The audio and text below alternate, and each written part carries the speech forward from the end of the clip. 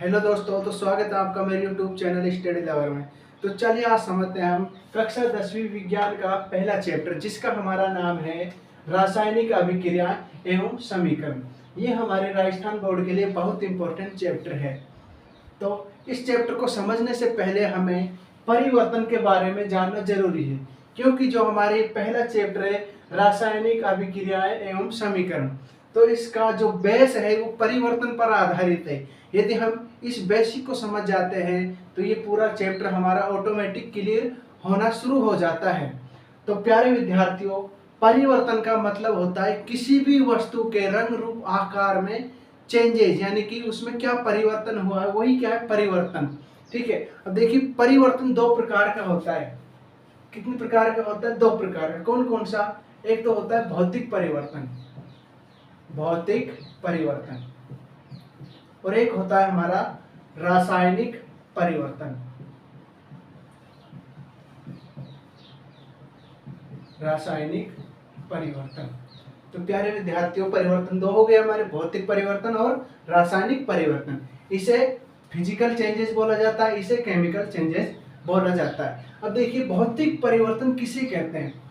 प्यारे विद्यार्थियों, भौतिक परिवर्तन वह परिवर्तन होता है जिसमें किसी पदार्थ या वस्तु के उसके गुणों में अल्प समय के लिए जो परिवर्तन होता है वही क्या है? भौतिक परिवर्तन होता है। तो भौतिक परिवर्तन में कोई नई वस्तु का निर्माण नहीं होता, याद रखना।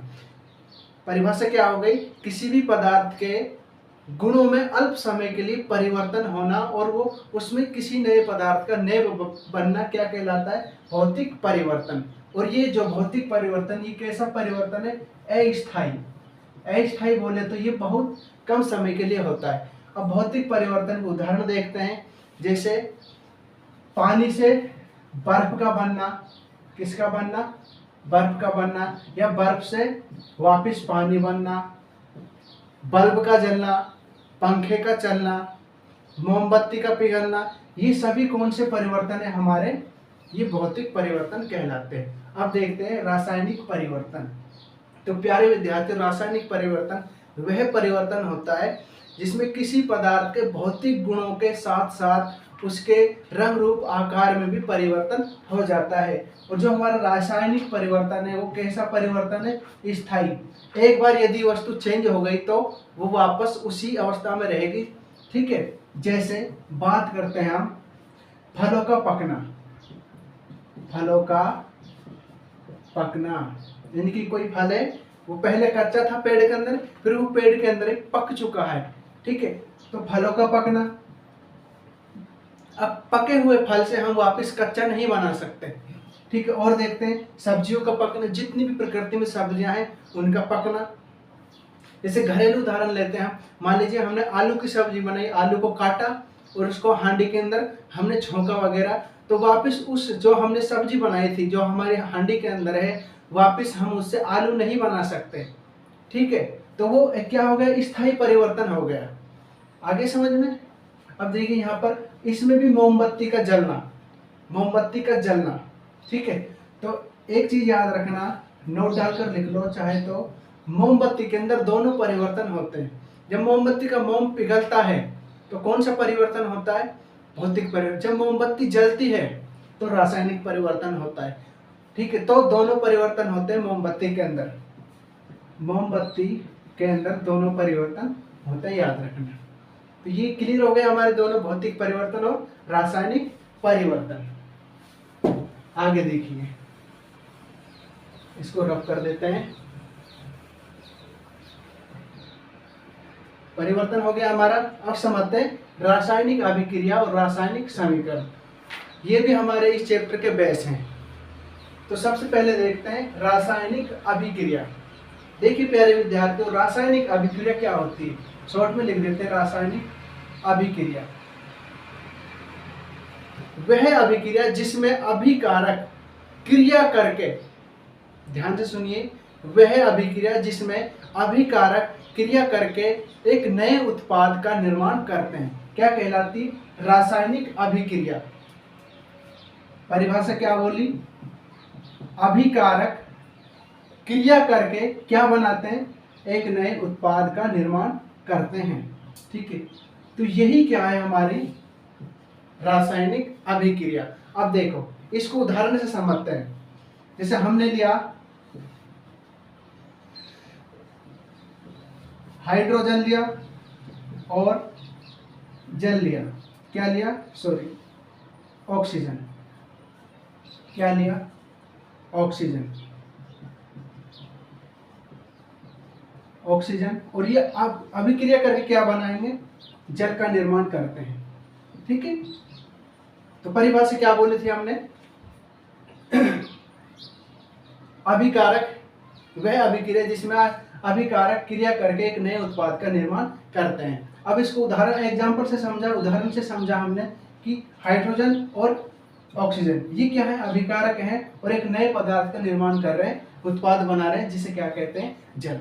तो ये हमारी क्या है, रासायनिक अभिक्रिया है। वापिस परिभाषा समझिए, वह अभिक्रिया जिसमें अभिकारक क्रिया करके एक नए उत्पाद का निर्माण करते हैं, क्या कहलाती है, रासायनिक अभिक्रिया। ये क्लियर हो गया हमारा। अब देखते हैं रासायनिक समीकरण। देखो रासायनिक समीकरण रासायनिक अभिक्रिया का ही एक कह सकते हैं विशुद्ध रूप है।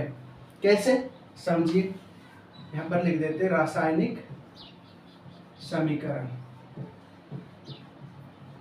रासायनिक अभिक्रिया आगे समझ में। अब देखो तो किसी भी रासायनिक अभिक्रिया के परिभाषा लिख ही देता हूं मैं, किसी भी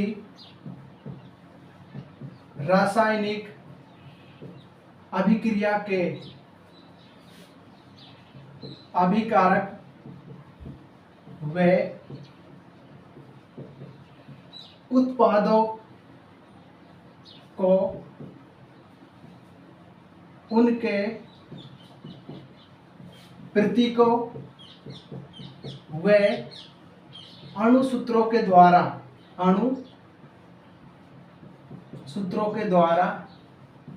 लिखना क्या कहलाता है, रासायनिक समीकरण। ठीक है, अब देखो उदाहरण से समझते हैं इसको भी। देखो ये हमारी क्या थी,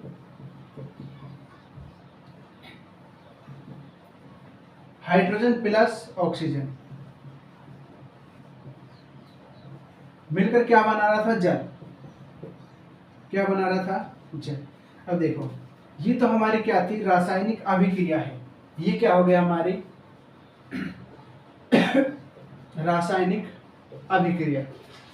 अब परिभाषा में क्या लिखा है, किसी भी रासायनिक अभिक्रिया के अभिकारक व उत्पादों को उनके प्रतीकों व अणुसूत्रों के द्वारा लिखना क्या कहलाता है, रासायनिक समीकरण। अब जो ये हमारा रासायनिक अभिक्रिया है, इसके अभिकारकों व उत्पादों को किनके द्वारा लिखना है, प्रतीकों और अणुसूत्रों के द्वारा। अब इसके हाइड्रोजन की बात करें तो इसका प्रतीक क्या है, H, ऑक्सीजन का O, और मिलकर क्या बनाएंगे, H2O। ठीक है, लेकिन ये संतुलित नहीं है, अब इसको संतुलित कर लेते हैं।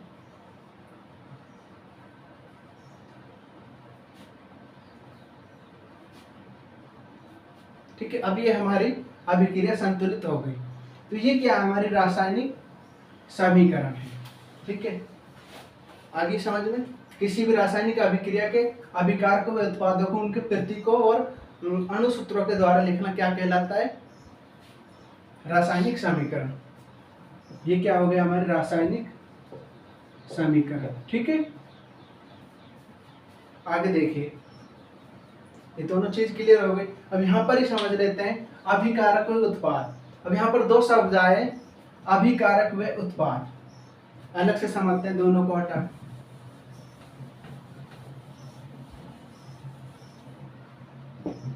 देखिए सबसे पहले समझते हैं अभिकारक।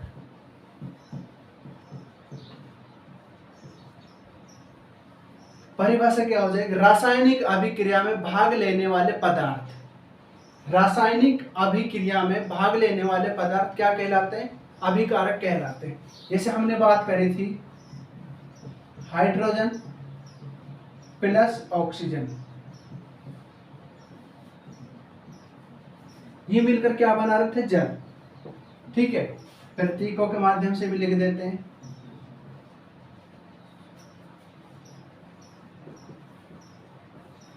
ठीक है, अब देखिए, किसी भी रासायनिक अभिक्रिया में भाग लेने वाले पदार्थ क्या कहलाते हैं? अभिकारक। अभी जो हमारी अभिक्रिया से भाग कौन ले रहे हैं? हाइड्रोजन ले रहा है और ऑक्सीजन, दोनों ही ले रहे हैं। तो ये दोनों क्या कहलाएंगे? यही हमारे अभिकारक कहलाते हैं। क्या कहलाते हैं? अभिकारक कहलाते हैं। यानी कि किसी भी रासायनिक अभिक्रिया में भाग लेने वाले पदार्थ क्या कहलाते हैं? अभिकारक कहलाते हैं। अब यहाँ पर ये देख लेते हैं उत्पाद। उत्पाद किसे कहते हैं? किसी भी रासायनिक अभिक्रिया के संपन्न होने के बाद जो पदार्थ या वस्तु का निर्माण होता है वही क्या कहलाती है? उत्पाद कहलाता है। ठीक है, यानी कि उत्पादों का बेस क्या? अभिकारक। अभिकारक क्रिया करेंगे तभी क्या बनेगा? उत्पाद बनेगा। ठीक है, यानी कि किसी भी रासायनिक अभिक्रिया के संपन्न होने के बाद जिस पदार्थ का निर्माण होता है वही क्या कहलाता है? उत्पाद। अब देखो, ये अभिक्रिया हो रही है तो इसका अभिकारक समझ लिया। रासायनिक अभिक्रिया के संपन्न होने के बाद जब ये आपस में क्रिया करेंगे और एक नए पदार्थ का निर्माण करेंगे तो वही क्या है? उत्पाद कहलाएगा। हाइड्रोजन ऑक्सीजन ने अभिक्रिया करी तो किसका निर्माण हुआ? जल का।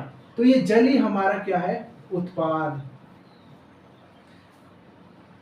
तो आने वाली इसकी अभिक्रियाएं, कितनी अभिक्रियाएं हैं, रासायनिक समीकरण को कैसे संतुलित करते हैं, इस चीज को हम नेक्स्ट वीडियो में जानेंगे। तब तक के लिए नमस्कार।